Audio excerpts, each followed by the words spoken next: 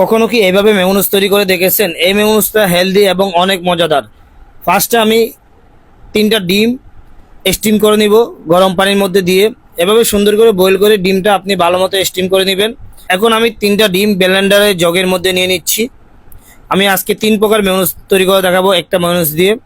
এখানে দিয়ে দিচ্ছি আমি 3 টেবিল স্পুন চিনি, স্বাদ মতো লবণ, সামান্য পরিমাণ সাদা গোলমরিচের গুঁড়া 1 চিমটি, গুঁড়া দুধ 2 টেবিল স্পুন, হালকা একটু মধু 1 টেবিল স্পুন। এটা বাসায় থাকলে দিবেন, না দিলেও চলবে, কোনো সমস্যা হবে না।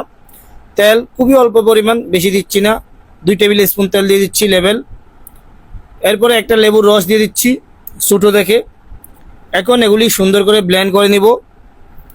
ব্লেন্ড করার পর দেখতে পাচ্ছেন হোয়াইট মেয়োনিজ তৈরি হয়ে গেছে।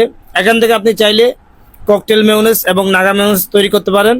ককটেল মেয়োনিজের জন্য একটু আচার, সাথে একটু চিলি সস, হালকা একটু বারবিকিউ সস দিয়ে দিচ্ছি।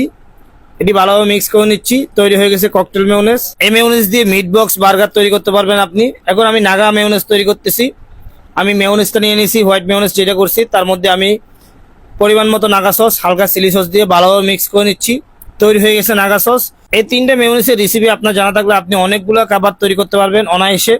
আর আমার রেসিপিগুলি ভালো লাগলে অবশ্যই আমার পেজটা ফলো দিয়ে সাথে থাকবেন। আজকে এই পর্যন্ত। আল্লাহ হাফেজ, আসসালামু আলাইকুম।